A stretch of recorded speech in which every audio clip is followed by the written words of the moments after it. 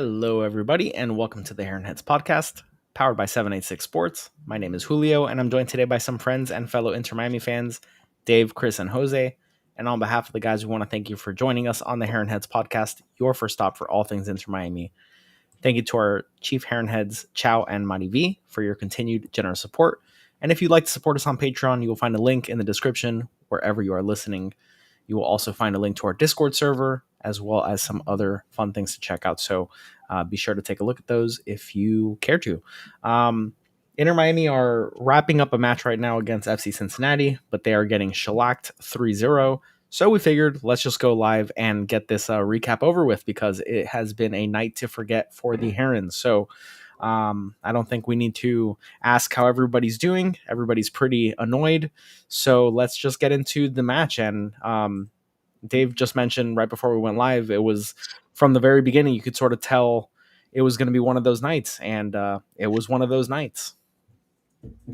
Yeah, David, go, because you were already talking about it before we went live. Yeah, I mean, it's one of those games that from the onset, from the first whistle, you can tell nobody had it. Usually, like you can say that this is pretty on brand for the team, for everybody to be kind of off. But Julio alluded to it before we started that if Messi doesn't score a brace every single match, do we really win 5 matches in a row?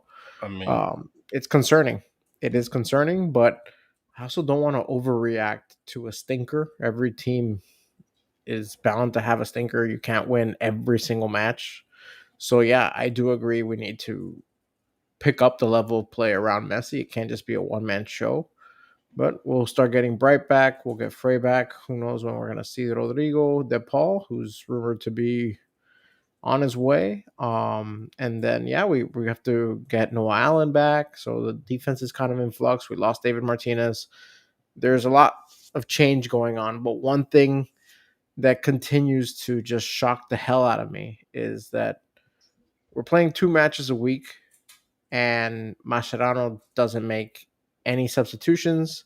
He doesn't make any kind of changes to the lineup. So we have a good group of older players that are playing 90 plus minutes twice a week. And that has to change. It has to change because these guys are not going to make it to the end of the season. And that's more of a concern to me because look today. And you have a bulk of your players playing poorly. What's everyone going to say? Oh, they're tired. Who's that on? It's on Mascherano.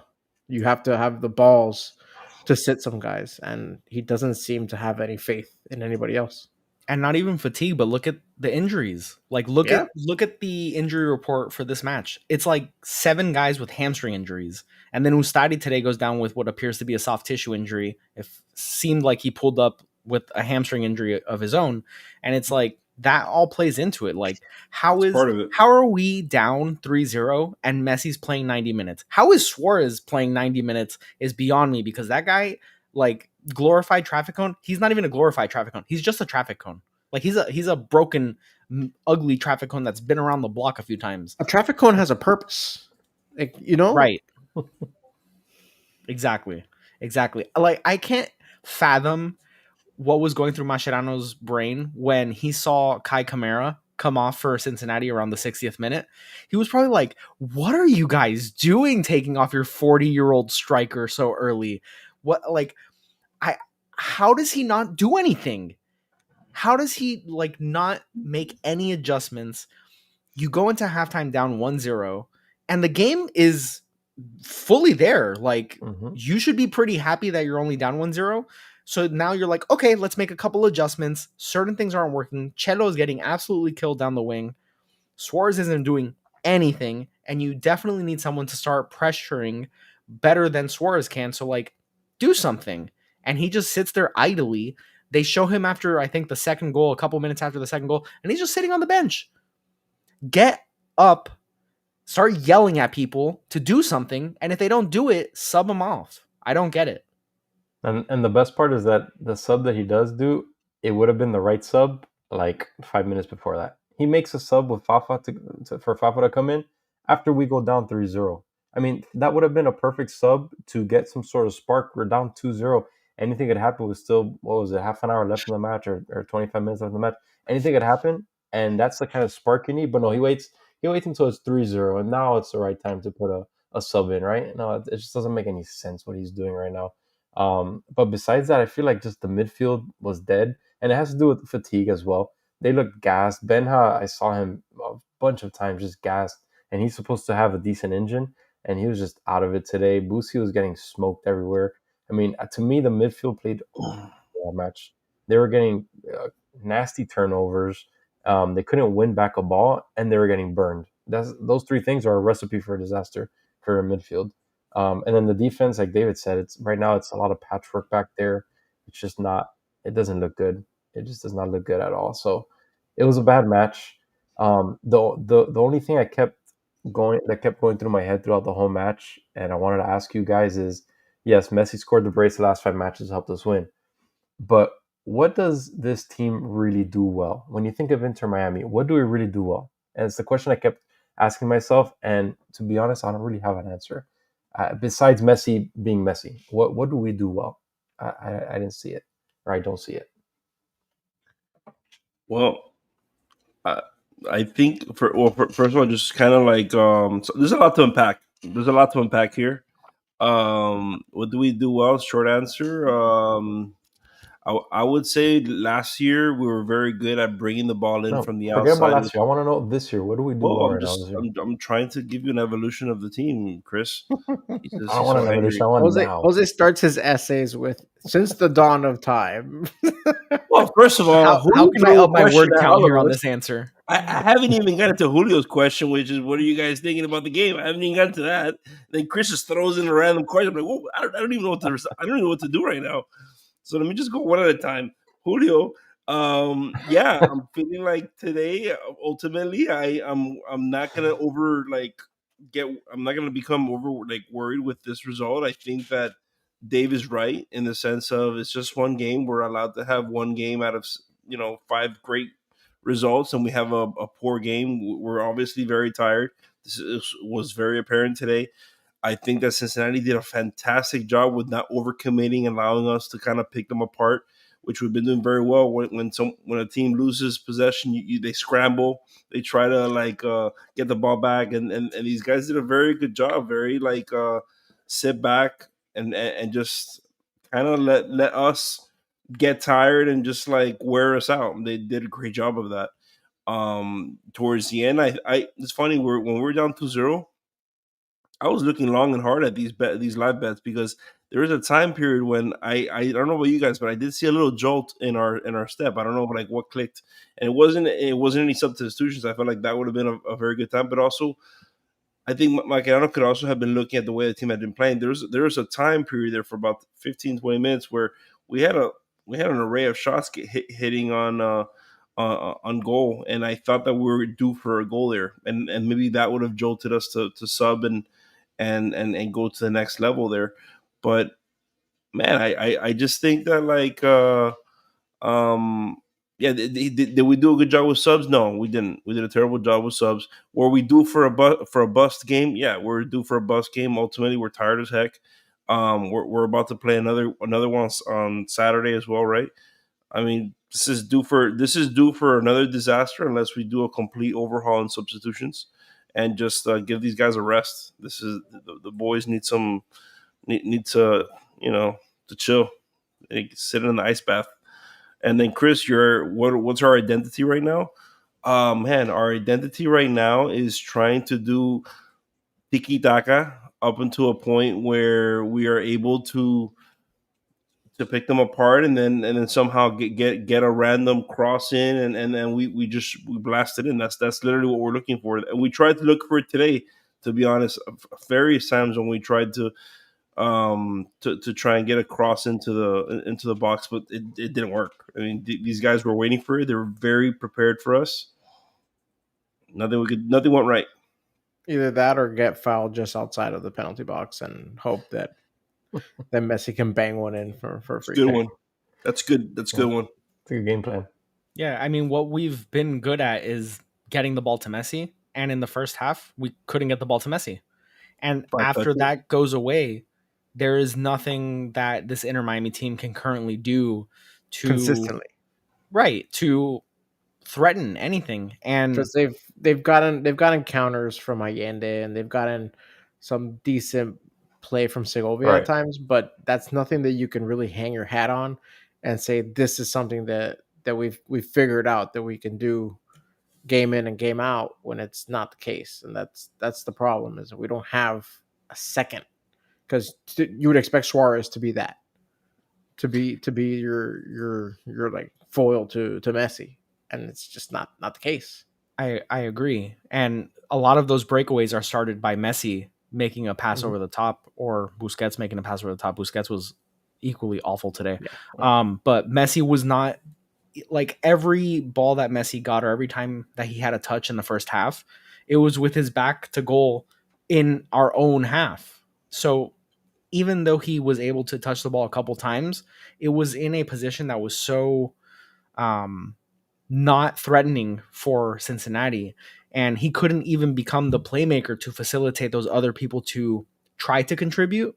And when you play against a team that's structured well enough like Cincinnati to keep the ball away, to, you know, play ball denial for Messi, then there has to be a plan B that is viable to at least keep them honest, where they have to back off Messi, or back off of stopping the ball from getting to Messi at the high level that they were doing for the first 45, 50 minutes. Because Jose mentioned, we had that little like spurt where all of a sudden it was shots on target. They were all Messi, but he started finally getting space, or forcing the issue. But yeah, I mean, he's tired. He played 97 minutes tonight. I don't know why. And that's a huge issue. Like, he's going to get hurt. All our players are getting hurt. And why can't we sub people on just to stretch your legs out? Like, I was happy Fafa got on, even if it was way too late, but like, yeah, it was good to see him. Like, he looked fast, and yeah, maybe he got in the way of a pass that could have gotten to Messi right in the box, but yeah, he hasn't played in like 5 years. So what do you expect? Silver lining, Yannick Bright got in as well. Yeah. It's good to see him just get on the pitch. That's a good sign moving forward.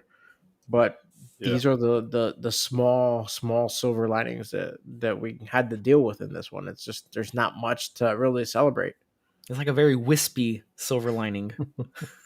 Yeah, I mean, like a bronze. It's really, it's really like really splitting hairs there. But yeah, man, Cincinnati, like, they played their game plan perfectly. It was don't let Messi get the ball.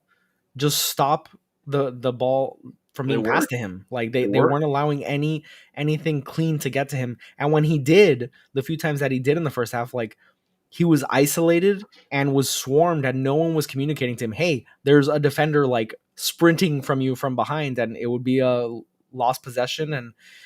And then the other thing that Cincinnati did really well was just blocking the passing, like generally blocking the passing lanes, and not just like the passes on the ground, but they blocked a number of cross attempts that really just threw off the timing of everything. And it was frustrating. And when you combine that with what seemed like a very tired Inter Miami team, you get what we got. And it was just like a pretty rough watch for 97 minutes. You know what's fun to watch though? Evander, because that guy's a freaking animal. He's awesome. I didn't have any fun watching him. I don't know if you enjoyed that, Chris. I might as well enjoy that if we're getting our butts whooped. Why not? Why not? So, he's the leading MVP candidate. Somebody's smacking you in the butt. The leading MVP candidate. Yeah. Especially after tonight. Chris enjoys a good spanking, is what I just heard. That's right. Guy was a nightmare for our defense. No answer for him. You know, we're not going to talk about Yellen. Don't even get him out of there. Yellen played fine. Do you enjoy that one? I hope you did. I hope you enjoyed that one. I'll tell you. I never saw him so fired up when he was on our team today at halftime. He looked across the field and saw Cello, and he's like, I'm so much better than that guy. He's not. He can say that. He can say that. Today he was way better than Cello. Why? Dave, why? Did you not watch Cello today? let me ask you a question. Who did we have that was actually pressing? Do you understand who was on Yelin's side today? Doesn't matter. It doesn't Yeah, matter. It's the It does fact that matter. Suarez was. Like, you think Cello Suarez is cost gonna us burn that more guy?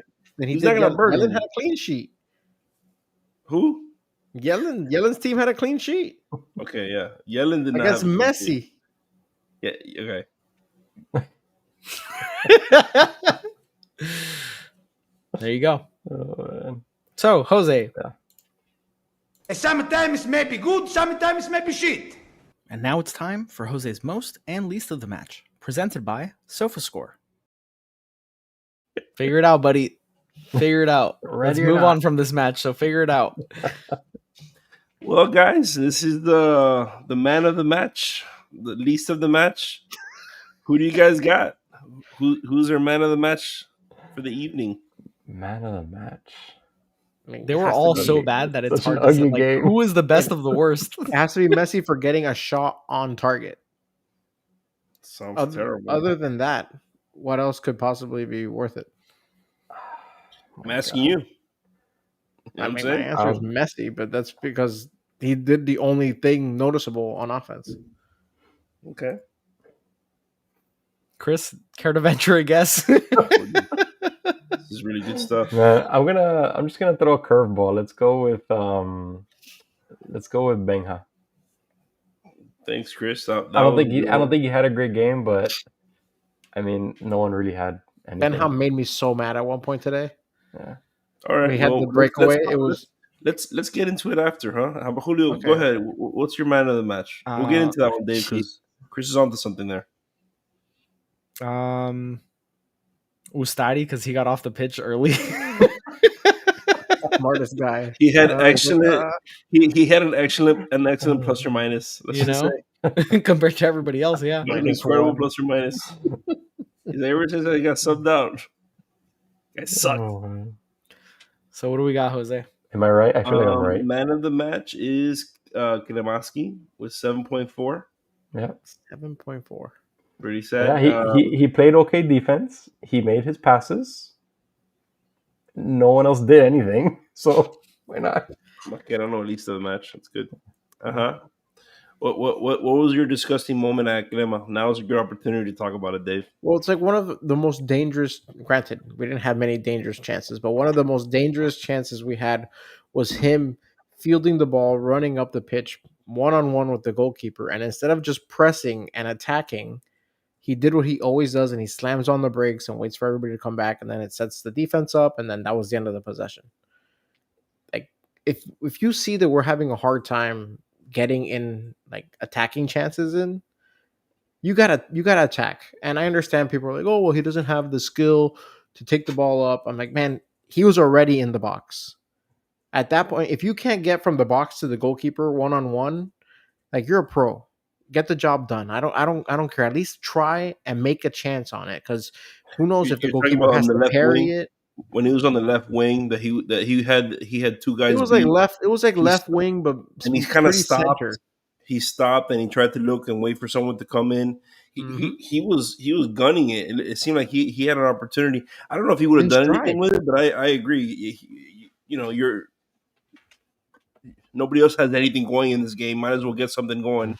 I think I it's don't remember weird. that play, to be honest. We had such crowded boxes most of the match.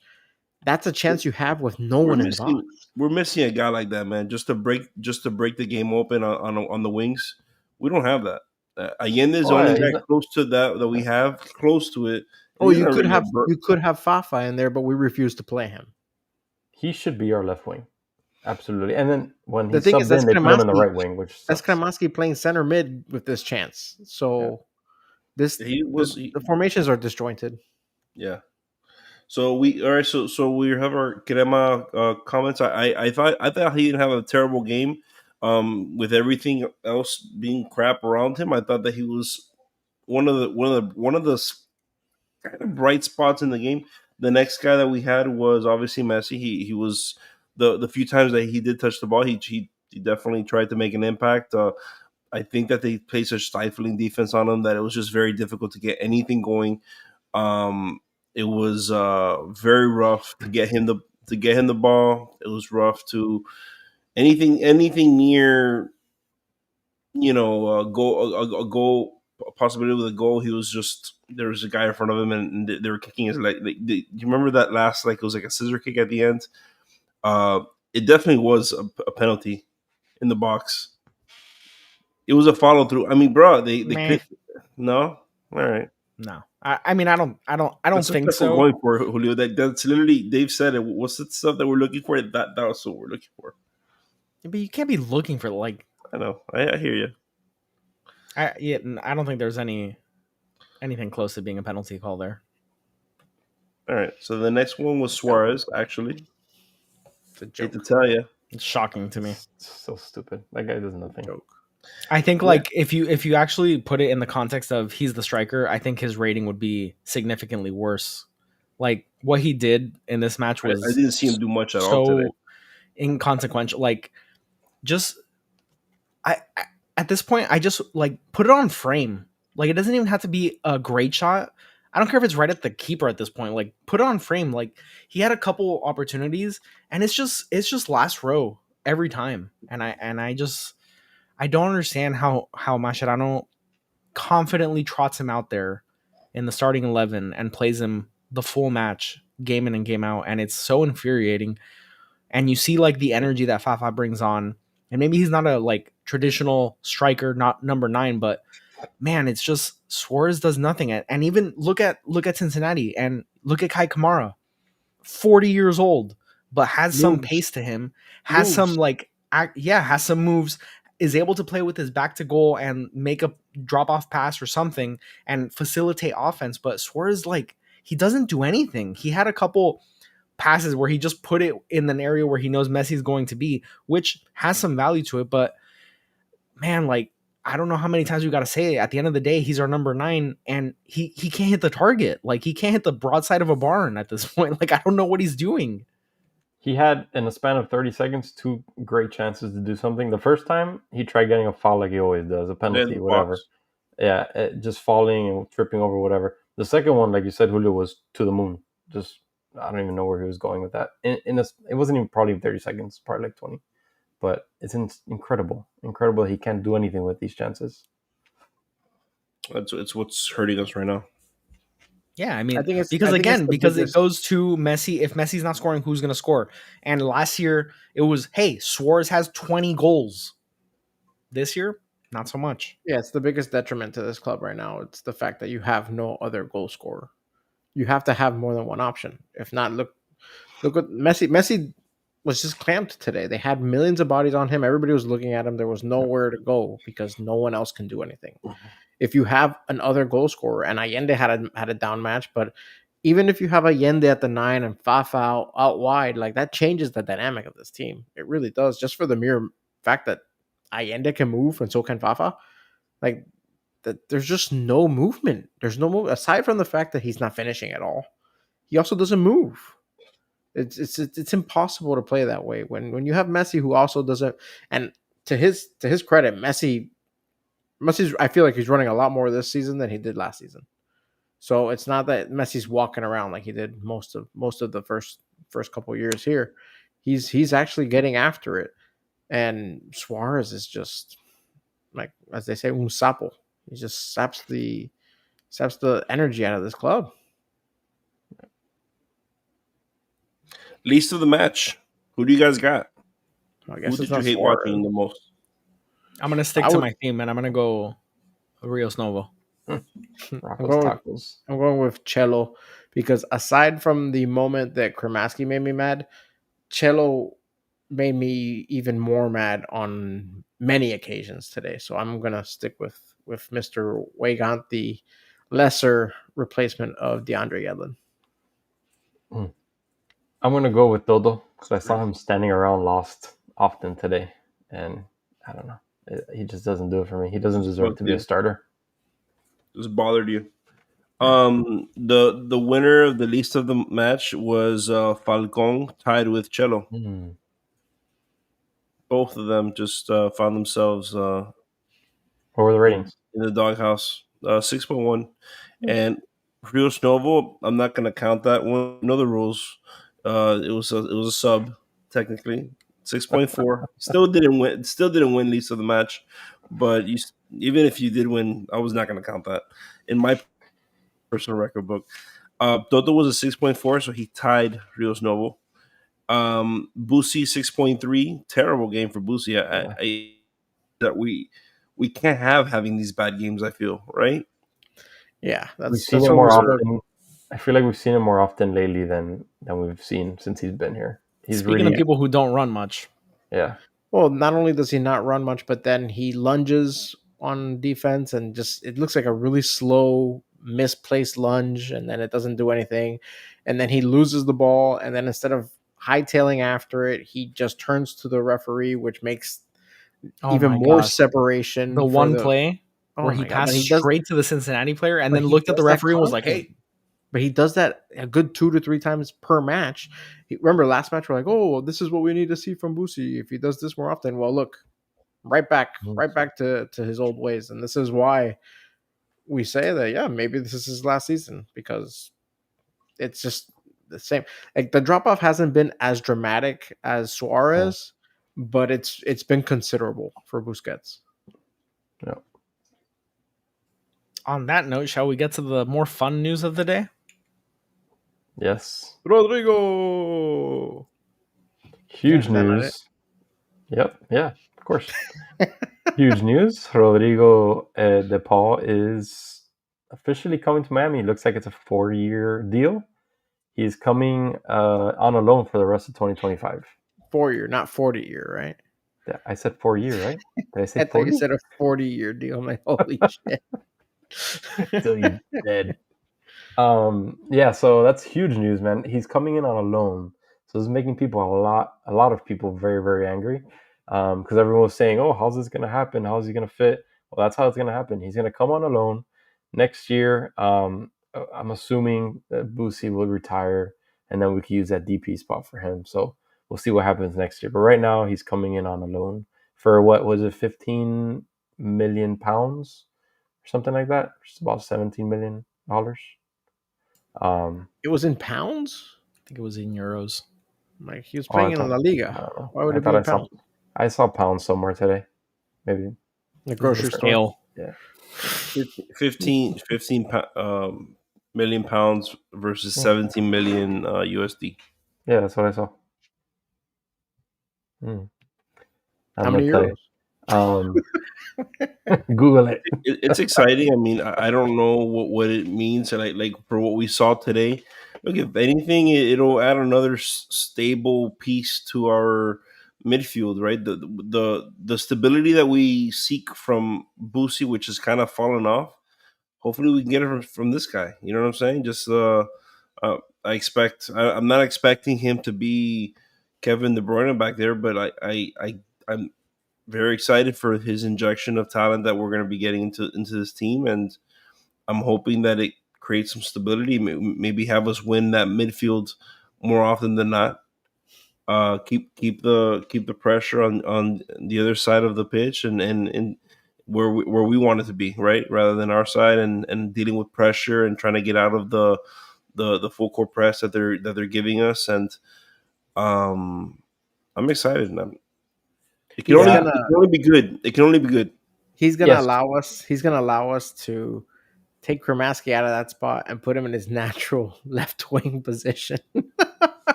Watch. Horrible. Just watch. Yeah, I mean, I think would it have helped tonight? Somewhat. I think the midfield was one of the biggest issues today. Would it have helped to create any chances in the attack? I don't know. He has that connection with Messi. It may have helped, but I really think it would have helped in the midfield and in our defense overall. I think that's where really would have seen the impact tonight in a game like this. What I've noticed over the years with European players that come, or players that have played in Europe for a long time that come over to the MLS, is the passes seem to have more intent when they play. And I remember when Inter Miami got Matuidi, or Blaise Matuidi, and that was one of the first things that jumped off the screen to me, is that the passes had more like forward intent than the passes of other MLS players. So there's like a baseline level of forward thinking kind of that these European players bring in DePaul's a very, very good midfielder. So I am hoping that it just facilitates more playmaking. It forces players forward. We don't get maybe so many times where the play gets held up, when Krebaski has space. Maybe there will be additional players running forward because DePaul will be facilitating that, whether it's by, saying, hey, I'm covering back here in case we turn it over, I'm back, or by getting up in the attack himself. He's not, the most prolific attacker, obviously, but facilitating play and playmaking is something that I expect for him to bring to this team. And again, I think it's just playing with more intent to be dangerous. Yeah, so that's kind of where I see what the difference would have been tonight. The facilitating, holding the ball, getting the ball back, things that we struggled with mightily today, and turnovers. I think he'll help with the turnover battle as well. So But what exciting news, changes? though. So he's expected to start for Leagues Cup, right? He's expected to That's be what they're ready saying. for Leagues Cup. Right. Do we know when Leagues Cup starts? I think July 30th. Okay, so 2 July weeks. 30th. Yeah. I'll go with that. Yeah. No one fact check him. I know I'm right. I think he's right. I know I'm right. But as far as what can be done in the interim, Inter Miami now have a quick turnaround again, as we will have for the next 2 weeks. We have 2 games now. We have 2 games now. Yeah, well, they keep coming after that, so we have 3 and then 4 and then 5. I mean, before Leagues Cup, I think we have a double header on Saturday. The Red Bull and then Cincinnati, and then we go right into the Leagues Cup. So yeah, that's correct.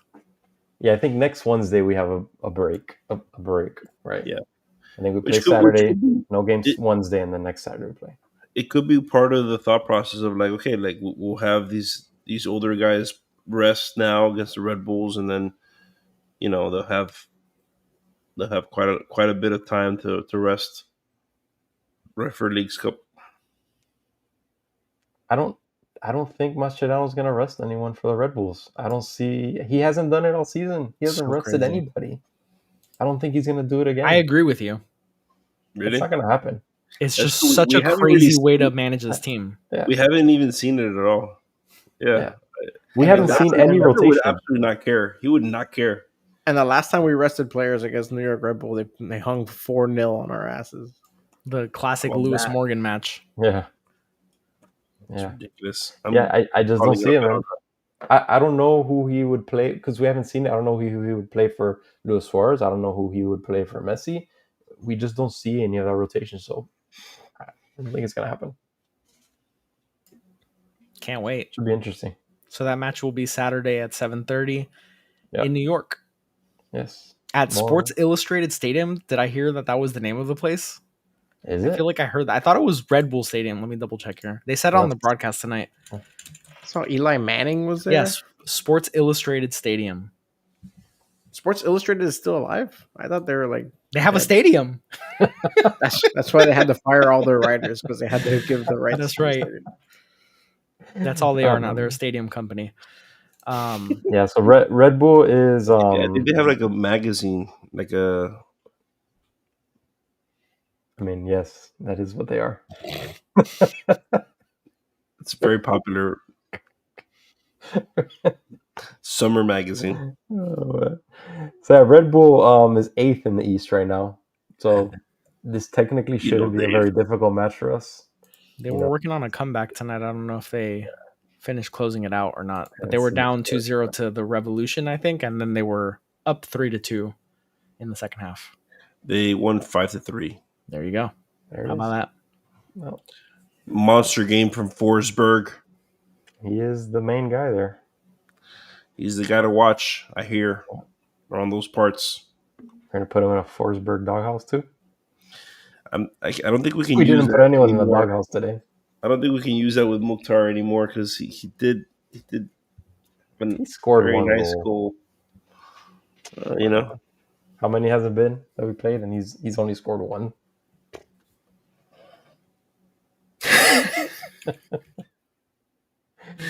So yeah, New York Red Bull. It's a good one. Not the greatest, but in the form that we're in, anything is possible. Um, All right, Kevin Garnett. anything is possible.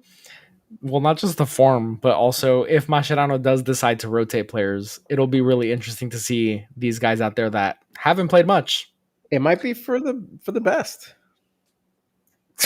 Might be. Just I the mean, way I you said it. think it's a You said it with necessary. such little like conviction.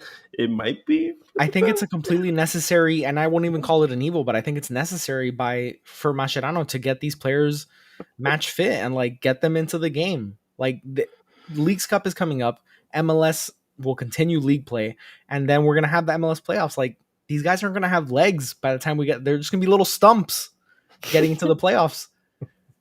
Especially Suarez, he'll probably play I'm better. just curious about this. Mike V, is he right about this? Does Campana actually have more goals than Suarez this year? I He hope does. so. He does today. Yeah, today he does, but pretty sure he Didn't doesn't. he have one Pretty goal? It's sure. not all saying year? much. It's not really saying much, you know. But it's saying something. It's just a funny thing to say. Check it, Chris. Fact check us. That we will look up. We won't I am look up when the Leagues Cup actually starts. But if Campana has more goals than because Suarez, I know when the League Cup starts. I said it. no, you're correct. I know I am. I Do you know. need me to look this up faster? Yeah, if you can. Just this chisel. Typewriter. Thing is, the MLS app sucks. It's so bad. Just Google it.